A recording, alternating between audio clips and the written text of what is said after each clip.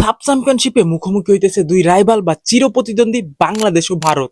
প্রথমত B group থেকে already এই দুইটা দলই সেমিফাইনাল নিশ্চিত করে ফেলছে। তাই বলে কি এই ম্যাচটার কোনো গুরুত্ব নাই?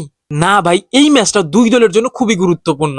কেননা এই ম্যাচটা নিশ্চিত করবে এই গ্রুপের চ্যাম্পিয়ন কে হবে আর রানার্স আপ কে হবে। আর এই চ্যাম্পিয়ন আর রানার্স আপ হওয়ার পরে এই দুইটা দল কি বেনিফিট পাবে? আমাদের যে গ্রুপ এ আছে ওই গ্রুপের রানার্স আপ বা চ্যাম্পিয়নের সাথে এই গ্রুপের রানার্স আপ আর চ্যাম্পিয়ন দল খেলবে। সো সেই ক্ষেত্রে গ্রুপের চ্যাম্পিয়ন যারা হবে তারা নেপালের মুখোমুখি হবে না। এইটাই হচ্ছে মূল বেনিফিট। তার জন্য এই ম্যাচটা দুই দলের জন্য গুরুত্বপূর্ণ। তাছাড়াও বাংলাদেশ ভারত ম্যাচে হার জিত মানে ভাই দুই দেশের জনগণের মধ্যে বা সমর্থকদের মধ্যে ভাই বিশাল বাকযুদ্ধের সৃষ্টি করে। সো এই ক্ষেত্রেও জয়টা খুবই দরকার দুই দলের জন্য। তাছাড়াও এই ভিডিওতে আমরা কি জানতে পারবো? এই ভিডিওতে আমরা জানতে পারবো দুই দলের রিসেন্ট ফর্ম ও মালদ্বীপ ম্যাচটা কেমন ছিল, দুই দলের লেটেস্ট হেড টু হেড কেমন আছে বা কোন দল জেতার সম্ভাবনা বেশি থাকবে, দুই দলের জন্য এক্সপেক্টর হয়ে দাঁড়াবে কোন কোন পজিশন বা কোন কোন খেলোয়াড়, and last but not the least বাংলাদেশের প্লেইং ইলেভেনটা কেমন হবে। এর সবকিছুই জানতে পারবেন এই ভিডিওতে। তার আগে এখন পর্যন্ত আমাকে যারা সাবস্ক্রাইব করেন না ইউটিউবে, ডু সাবস্ক্রাইব। এন্ড যারা আমাকে ফেসবুক বা টিকটক থেকে দেখতেছেন ভাই, ফেসবুক থেকে দেখলে অবশ্যই ভাই ফলো করতে ভুলবেন না। তো চলেন শুরু করা যাক। প্রথমে তো আপনারা জানতেই পারছেন দুই চিরপ্রতিদ্বন্দ্বীর লড়াই হইতে যাইতেছে আর বাংলাদেশের জন্য একটা কঠিন সমীকরণ দাঁড়ায় আছে। বাংলাদেশ এখন পর্যন্ত ইন্ডিয়ার মাটিতে ইন্ডিয়াকে কখনো হারাইতে পারে নাই। সাপ ওমেন চ্যাম্পিয়নশিপ বলেন বা ওমেন ফুটবলের ইতিহাসে এখন পর্যন্ত বাংলাদেশ ইন্ডিয়াকে হারাইতেই পারে না ইন্ডিয়ার মাটিতে। সো বাংলাদেশের সামনে একটা দারুণ সুযোগ ইন্ডিয়ার মাটিতে ইন্ডিয়াকে হারানো। আর এই দুই দলের রিসেন্ট ফর্মটা কেমন আর মালদ্বীপ ম্যাচটা কেমন গেছে? সো প্রথমত যদি আমরা বলি, ইন্ডিয়া মালদ্বীপকে 11-0 গোলে উড়ায় ফেলছিল এন্ড বাংলাদেশ মালদ্বীপের সাথে 4-2 গোলে জিততে পারছে। মানে তুলনামূলক ইন্ডিয়া কিন্তু অনেক আগায় আছে। তাই বলে কি বাংলাদেশ পিছায় আছে? আরে না ভাই, একটা দুইটা ম্যাচ হয়তো বা খারাপ যাইতেই পারে। অনেক পরীক্ষা নিরীক্ষাও চালাইছে পিটার বাটলার এই ম্যাচে, যেটা পিটার বাটলার প্রেস কনফারেন্সে আইসা বলছেও যে আমি এদের রেজাল্টে খুশি ভাই, জয় তো জয়। আপনি 1-0 গোলে জিতেন বা 2-0 গোলে জিতেন বা 4-2 গোলে জিতেন বা 15-2 গোলে জিতলেও আপনার জয় জয়ই থাকবে। এখন আমাদের পরবর্তী স্টেপ আমরা কি নিব সেটা চিন্তার বিষয়। ভাই পিটার বাটলার আমাদের হেড কোচ এই কথা বলছে। আর মালদ্বীপ ম্যাচে কিন্তু ভারত ভাই প্রাধান্য দেখাইছে। ভারত দেখাই দিছে উইক টেবিলের এগেইনস্টে কিভাবে খেলতে হয়, স্কোরিং কিভাবে আদায় করে নিতে হয়। সেই ক্ষেত্রে কিন্তু বাংলাদেশের এক্সপেকটেশন ছিল, আমি যদি ইন্ডিয়ান ইউটিউবারদের কথাও বলি, তারাও কিন্তু এক্সপেক্ট করতেছিল বাংলাদেশ অন্তত 13 থেকে 14টা গোল দিবে মালদ্বীপের। এন্ড সেই এক্সপেকটেশন করা জায়েজ ভাই। আমাদের রিসেন্ট যদি আমরা 20 সালের পরবর্তী ফর্ম দেখি বাংলাদেশের, ইন্ডিয়ার থেকে আমরা অনেক আগায়। তারপরেও কিন্তু আমরা মালদ্বীপের এগেইনস্টে 4-2 গোল কষ্টার্জিত একটা জয় পাইছি, যেটা ভাই আমরা প্রথম 12 সেকেন্ডে একটা গোল পাইছিলাম, তারপরে আর গোল করতে পারি নাই। সেই তুলনামূলক ভাবে ভাই গোল স্কোরিং প্রচুর লস ছিল, মিড মাঠে সমস্যা ছিল, সেটা নিয়ে আমরা পরবর্তীতে কথা বলবো। সো মালদ্বীপ ম্যাচের রিসেন্ট ফর্ম যদি আমরা কথা বলি, সেক্ষেত্রে ইন্ডিয়া আগায় আছে এন্ড ইন্ডিয়ার ঘরের মাটিতেও খেলা আছে। রিসেন্ট ফর্ম হিসাবে চিন্তা করলে ইন্ডিয়া আগায় থাকবে। But as a Bangladeshi football fan আমরা আশা করবো বাংলাদেশ ভালো করবে ইন্ডিয়ার ম্যাচে। এন্ড মালদ্বীপ ম্যাচে ভাই জায়গায় যাওয়ার গেছে পিটার বাটলার তার শিষ্যদের অবশ্যই দীক্ষা দিবে বা শিক্ষা দিবে যে ইন্ডিয়ার ম্যাচে আমরা কিভাবে কামব্যাক করতে পারবো, কিভাবে আমরা জয় সিনে এনে গ্রুপ চ্যাম্পিয়ন হইতে পারবো। এখন আমাদের পরবর্তী segment head to head. Head to হেডে কে আগে আছে? হেড টু হেডে অবশ্যই ইন্ডিয়া আগে আছে আপ টু 2020 সাল পর্যন্ত, মানে 2020 সাল পর্যন্ত ইন্ডিয়াই আগে আছে। তারপর থেকে কিন্তু 2020 সালের পরবর্তীতে যদি আমরা দেখি, তাহলে কিন্তু আমরাই আগে আছি গাইস। সো যদি আমরা বলি, এখন পর্যন্ত দুই দল 11টা ম্যাচে অংশগ্রহণ করছে, যেখানে ইন্ডিয়া 8টা ম্যাচে জিততে পারছে। এটা 2020 সালের আগের ঘটনা ভাই, 20 সালের পরের ঘটনা না। আর বাংলাদেশ জিততে পারছে 2টা ম্যাচ, একটা ম্যাচ হয়েছে ড্র। সো বাংলাদেশ কিন্তু 2020 সালের পর ইন্ডিয়ার কাছে হারে নাই। আমরা 2022 সালের সাব চ্যাম্পিয়নশিপ চ্যাম্পিয়ন হয়েছিলাম ইন্ডিয়াকে হারাইয়া, 2024 সালেও ইন্ডিয়াকে হারাইয়া সাব চ্যাম্পিয়ন হয়েছিলাম। এখন কথা হইলো, আমরা কিন্তু ইন্ডিয়াকে ইন্ডিয়ার মাটিতে এখন পর্যন্ত হারাইতে পারি নাই। এটা আমাদের মক্ষম চরম সুযোগ যে ইন্ডিয়ার মাটিতে ইন্ডিয়াকে হারানো এন্ড গ্রুপ চ্যাম্পিয়ন হইয়া নেক্সট রাউন্ডে কোয়ালিফাই করা। সো নেক্সট রাউন্ডে যদি আমরা গ্রুপ চ্যাম্পিয়ন হয়ে কোয়ালিফাই করি সেমিফাইনালে, তাহলে আমাদের লাভটা কি থাকবে? আমাদের লাভটা থাকবে, আমরা যদি বি গ্রুপের চ্যাম্পিয়ন হই, তাহলে আমরা এ গ্রুপের রানার্স আপের সাথে খেলবো। আর এ গ্রুপের মোস্ট প্রবাবলি চ্যাম্পিয়ন হবে হচ্ছে গিয়ে নেপাল। সো আমরা কখনোই চাইবো না, বাংলাদেশ আর ইন্ডিয়া কখনোই চাইবে না নেপালের মুখোমুখি হইতে। কেননা যদি আমরা ওভারঅল সাপের হিসাব দেখি, তাহলে কিন্তু বাংলাদেশ ইন্ডিয়ার পরে নেপালের অবস্থান। তারপরে যতগুলো দেশ আছে তারা তুলনামূলক একটু হইলেও দুর্বল। সেই ক্ষেত্রে আমাদের জন্য একটু প্লাস পয়েন্ট হবে যদি আমরা এই ম্যাচটা জিতে কোয়ালিফাই করতে পারি নেক্সট রাউন্ডে। এই ছিল হেড টু হেড এর কাহিনী। চলেন পরবর্তীতে দেখি আমাদের এক্সপেক্টর কি ছিল।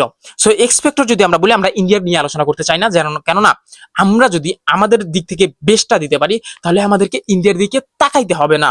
আমরা যদি আমাদের ফরওয়ার্ড লাইন আপটাকে একটু বেস্ট করতে পারি, ভালো করতে পারি, এন্ড মিড মাঠটাকে আগের ম্যাচের তুলনায় ভালো করতে পারি, এন্ড ডিফেন্সের যে উইকগুলো আছে সেইগুলো যদি ওভারকাম করতে পারি, তাহলে আমাদের ইন্ডিয়াকে হারাইতে কোনো বাধা আসবে না। যেগুলো আমরা রিসেন্ট সালগুলোতেও দেখছি, ইন্ডিয়াকে আমরা ইজিলি হারাই দিছি 3-1 গোলে, 3-2 গোলে হারাই দিছি, মানে 3-0 গোলে আর 3-1 গোলে হারাইছি। সো এখন কথা হলো আমাদের ফরওয়ার্ড লাইন কি দুর্বলতা আছে? আমাদের দুর্বলতা ভাই আমরা মালদ্বীপের এগেইনস্টেই দেখতে পাইছি, যেখানে মালদ্বীপকে ইন্ডিয়া 11টা গোল দিছে, সেখানে বাংলাদেশ মাত্র 4টাই গোল দিতে পারছে, আর 2টা গোল হজমও করছে। এটার ফরওয়ার্ড লাইনের যে দুর্বলতা ছিল সেটা তো ভাই সবারই চোখে পড়ছে, যেখানে 11 সেকেন্ডে অনিকা রানিয়া সিদ্দিকীর গোল দেখার পরেও আমরা কিন্তু পরবর্তীতে আর গোল স্কোরিং সেই ধরনের ইয়া করতে পারিনি। একের পর এক ভুল, শামসুন নহর জুনিয়রের ভুল দেখছি আমরা, উমেলা মারমার ভুলগুলা দেখছি, কিন্তু তারপরেও কিন্তু আমরা সে ঠিকঠাক কাজ করতে পারিনি। ঋতুপর্ণা চাকমাকে বাদ দিলেও হবে না, সেও কিন্তু প্রচুর ভুল করছে, ক্রসগুলা 100% ভুল করছে, অনেক ক্রসগুলা ভুল করছে ঋতুপর্ণা চাকমা। সো সেইগুলা যদি আমরা ফরওয়ার্ড লাইনের দেখি বেশি গুরুত্ব দেই, তাহলে আমাদের এইখানে আমাদের ইন্ডিয়ার দিকে তাকাইতে হবে না। দেন আমাদের মিডমাঠের কি সমস্যা? একমাত্র মেইন সমস্যা হচ্ছে মারিয়ামান্দা ভাই ক্যাপ্টেন্সিতে ছিল, তো নতুন ক্যাপ্টেন্সি পাইছে, যার কারণে মারিয়ামান্দা একটু গোলমাল পাকায় ফেলছে প্রথম ম্যাচটা। যদিও বা আমি জানি না কেমনে সে ম্যান অফ দ্য ম্যাচ হয়েছে, কেননা ম্যান অফ দ্য ম্যাচ পর তেমন একটা আমি দেখি নাই ম্যাচটা, ম্যান অফ দ্য ম্যাচ কেমন হলো, কেননা বারবার ট্যাকেলের শিকার হয়েছে, বারবার বল মিস করছে, রোলিং শটের ট্রাই করছে, সেগুলো মিস করছে। যদিও বা তার প্রতি আমাদের এক্সপেকটেশনটা একটু বেশি, যার কারণে সে ভালো খেললেও আমাদের চোখে খারাপই লাগছে। আমরা জানি মারিয়ামান্দা যে লেভেলের খেলোয়াড়, তার 50% এই ম্যাচে দিতে পারে নাই। দ্যাটস ওয়াই আমার কাছে মনে হয়েছে যে মারিয়ামান্দা খারাপ খেলছে। হয়তো বা ক্যাপ্টেন্সির একটা ইস্যু হইতে পারে, যে প্রথম ম্যাচে এজ এ ক্যাপ্টেন খেলতেছে, যার কারণে একটু সমস্যা হইতে পারে।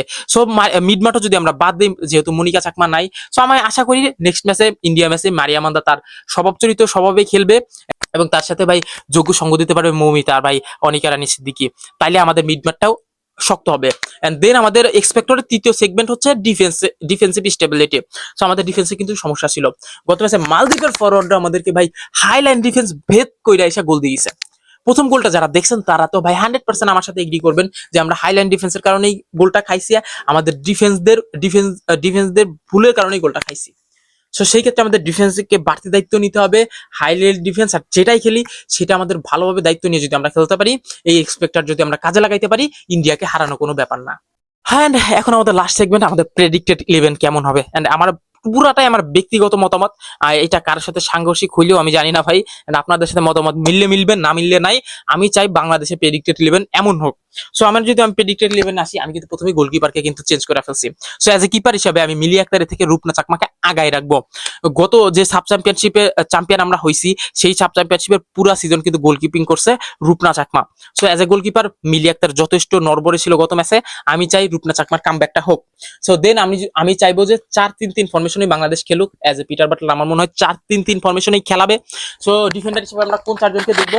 সো এজ এ ডিফেন্ডার আমরা যে 4জনকে দেখবো তারা হচ্ছে ভাই আফিদা খন্দকার, সুরভি আক্তার, আরেফিন, লাস্ট ম্যাচে যার অভিষেকটা হয়েছিল, এন্ড কোহাতি কিসকু লাস্ট ম্যাচে গোলও পাইছিল, কোহাতি কিসকু এন্ড শামসুন নহর সিনিয়র। এন্ড বাড়তি দায়িত্ব নিতে হবে ভাই আফিদা খন্দকার, কোহাতি কিসকু আর শামসুন নহর। আর হচ্ছে কি আপনার আরিফিনকে একটু নির্বাহীয় খেলতে দিতে হবে, যেহেতু সে নতুন নতুন খেলতেছে। দেন আমি যদি মিডফিল্ডে যাই, এই ডিফেন্সের 4জন পাইলাম, এন্ড মিডফিল্ডার যে যাই, আমি কোন 3জনকে মিডফিল্ডার এজ এ মিডফিল্ডার রাখছি? তো প্রথমে আমার ক্যাপ্টেন তো মারিয়ামান্দা আছেই, মারিয়ামান্দার তো বিকল্প নাই এই ম্যাচে, যেহেতু মনিকা চাকমা নাই। দেন মৌমিতা এন্ড অনিকা রানিয়া সিদ্দিকী, যে কিনা আমার একমাত্র বাংলাদেশি প্রবাসী খেলোয়াড় ফুটবলার মহিলা টিমে। এই হচ্ছে আমার মিডফিল্ড লাইন আপ। দেন আমাদের ফরওয়ার্ড লাইন আপের যদি আমরা যাই, তাহলে আমাদের ফরওয়ার্ড লাইন আপে ভাই যে মিস্টেক গুলো ছিল, বিশেষ করে ঋতুপর্ণা চাকমার, আমরা আশা করবো ঋতুপর্ণা চাকমা সেই মিস্টেক গুলো ওভারকাম করতে পারবে ইনশাল্লাহ। ফরওয়ার্ড হিসেবে একমাত্র প্রথমেই আমার পছন্দ ক্রাশ গার্ল, দা বাংলাদেশের ক্রাশ গার্ল ঋতুপর্ণা চাকমা, দেন শামসুন নহর জুনিয়র এন্ড উমেলা মারমা। এখন আপনি বলতে পারেন শামসুন নহর জুনিয়র গত ম্যাচে যাচ্ছে তাই খেলছে, উমেলা মারমাও তেমন একটা ভালো পারফর্ম দিতে পারে নাই, তারপর আমার আস্থা তাদের উপরেই থাকবে। এন্ড আপনারা অনেকে বলতে পারবেন যে ভাই সাগরিকাকে কেন চুজ করেন না আপনারা? ভাই সাগরিকা ভাই আমার মনে হয় না ফুল পরিণত যে প্রথম থেকে শেষ পর্যন্ত একটা ম্যাচ স্টার্ট করবে।